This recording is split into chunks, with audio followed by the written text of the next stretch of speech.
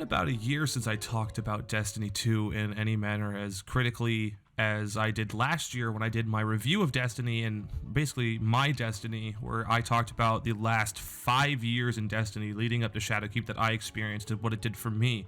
Probably going to do the same thing this year, just going over the last year and what Destiny meant to me this year, what it did for me, what I did in Destiny, what Destiny did good, what Destiny did bad, and all good and bad things Destiny. So strap in, grab a drink, grab some food, and go vote today if you haven't already. Actually, you know what? Pause the video, go vote. Come back to you in just a second. All right, put the ballot in. Good. Had to get that shill out of the way. Anyway, let's get to my last year in Destiny. So I guess we have to start where I ended last year. We started with Shadowkeep launched last year. It was probably the greatest 72 hours in Destiny I've ever had. It was a great experience to go back to the moon and finally reach the darkness, the pyramid ships that we've been long awaiting since the beginning of Destiny 2. Like, it's been forever since we've seen these things, and I'm glad that they kept the surprise of big-ass Dorito ship in the middle of the moon just waiting there to go get us. The storyline with Eris was pretty good. I had a good time with that.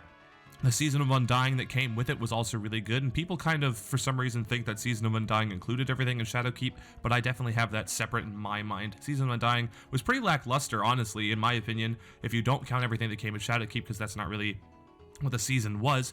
It started with the Vex taking over the moon, trying to come into the moon in the Black Garden with the Vex Offensive. It was a great activity, and it spawned a billion other activities that were just like it throughout the year. The raid was great. The Garden of Salvation raid race was pretty good. Rest in peace, Dado, not getting that world's first once again. Hopefully he gets it this year. Hoping. No more 2402, huh?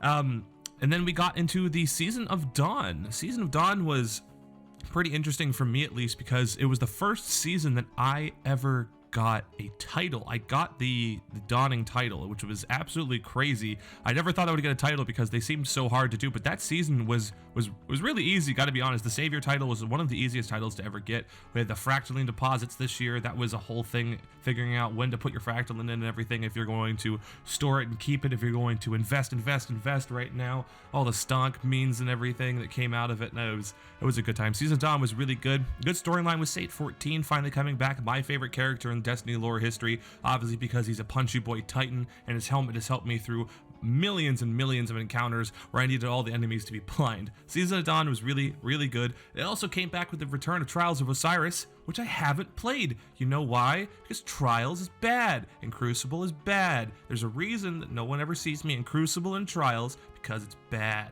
Real bad. Looking at you, Mountaintop, and cheaters that just got their cheats taken away. And Destiny kind of went into a lull for a little bit during the Season of the Dawn. It wasn't honestly Bungie's fault. It was just the fact that the seasonal activity was the same as the Vex Offensive and Menagerie again. It really got kind of stale after a while, and it just didn't feel like a season I wanted to grind out. I told myself that, and then I grinded out the entire season. This game is like crack to me. I can't believe I did that. We then dipped into the new year, January 1st of 2020, and everything started to go downhill even further. Not just for Bungie and Destiny, but for the entire world. Yeah, the world got kind of weird at the start of this year, huh? If you haven't noticed yet, and we're in November now, it feels like March was just yesterday and also 8 years ago. That's beside my point. The Season of Worthy came around, if you remember that at all. Season of Worthy was another lackluster season, to be honest. It came with a new seasonal activity in the tower defenses, and no one really liked it at the start or in the middle or at the end of it. I mean, I kind of just lived with it. It was more fun than going through another Vex Offensive or Menagerie style thing. As much as I love those things, it's good when Bungie does those well. And the other ones like the Sundial weren't very good at all. I didn't enjoy those that much. But the season continued on. We got all the Warmind weapons. We were trying to bring Rasputin back to life for once to fight against the darkness, because we knew the darkness was coming at this point. It was looming over us that something bad was going to happen. And now we have the Almighty coming down to crash, and we were like, oh no, the Almighty's gonna crash. That came out of nowhere, and did not think that would be an entire story beat for a season.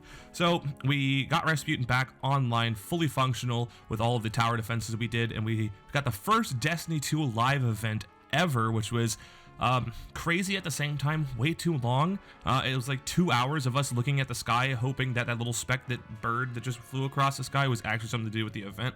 and it ended up not. And then when the event actually happened, it was really cool. It was just that they hyped it up as this event, but it took way too long to get into, and they should have just given us a exact time that was going to happen so we could all hop in and see it. But for the first live event that Bungie's ever done, bravo to them. It was really good. Hope the seasonal event that could happen today, I don't know when this video is going to release, but there's rumors that the seasonal event at the end of the season is going to be pretty cool. Another live event for Season of Arrival, so I'm getting ahead of myself, though. So the Almighty came crashing down and took out parts of the tower. We got emblems, we had celebrations of the Almighty being defeated, and for once, the Destiny world seemed pretty safe. We didn't have any looming threats or anything. We had all of the things we needed to fight against our enemies. We had Rasputin. We had all of the characters that came back to us these seasons. We had Eris. We had the Drifter. We had Saint 14. Everyone was here. We could beat anything that comes to us. Oh yeah, those Dorito ships are back, aren't they? The Season of Arrival started out with wiping out our progress from the previous season. The Dorito ship showed up and Rasputin got unplugged. Come on! Are you telling me we worked an entire season to get Rasputin back up only to have one Dorito ship show up and Rasputin just book it out of there as fast as possible when he sees a threat? Can't believe it. Not surprised though, he's kind of a wimp. Don't like Rasputin, believe he's actually evil.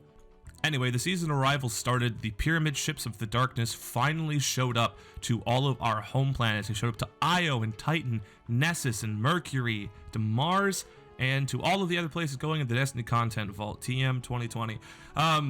Season of Arrivals came around and we got the new Contact public event, which where we actually get to fight minions of the darkness and the Taken coming down through the pyramid ships that started showing up. They were very, very tiny pyramid ships that started showing up across Titan and Io. That was our weekly seasonal activity, and I really liked it. It was really good, but it also played into the fact that you would get a new mission each week featuring a new area, or rotating areas, I guess, feeding into the big ass light tree on Io that Eris would sit under trying to contact us with the darkness. But then, when we tried to contact the darkness, Savathun had to get her little dusty little paws in there and try to make sure we didn't have contact with the darkness because she's afraid of them, as everybody should be.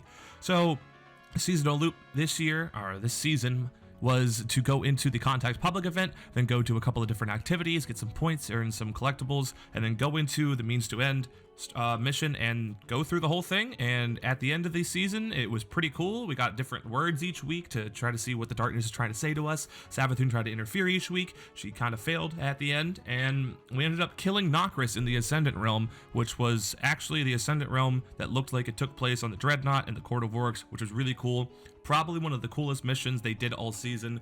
Really liked going back to the Dreadnought. Please bring it back as a full playable space. Probably one of my favorite places to be. And Season Rivals was great. We got the Umbral Engrams and the Recaster, and we got all of these great weapons like the Falling Guillotine and Cold Denial, and all of the other guns that came out of that. I don't know the names of them. There's too many of them. Umbral Engrams have become one of the best ways to choose what you could get for your drops from your engrams since Menagerie. Like in Menagerie, I was like, hey, I need arms. I could slot runes to get arms, and I can power myself up. With this, you could even choose down to the discipline, intellect, and strength numbers that you get for each one, and that's just fantastic. I love it. Umbral engrams are great. They fill up my inventory slots too much, though, and it's kind of nutty. So yeah, that's basically been it for the year in Destiny, and we got the Beyond Light release coming very soon, and we had the Beyond Light reveals and the Vidocs and everything you've seen by reactions to those recently and everything, and it's just been fantastic. Although we had a couple of lackluster seasons in Season of the Dawn and Season of Worthy, Destiny 2 still had a pretty good year, even in these horrible times that we are in right now. And that's why I'm looking forward to Beyond Light, looking forward to this fresh, hopefully great year in Destiny with secrets and fun with community and having great times with everybody playing the game. And I just really hope this brings a lot of people together. Destiny, if one thing, brings people together, and that's the thing I love the most about it. I'm looking forward to playing Beyond Light with each and every one of you. I will see you guys Starside.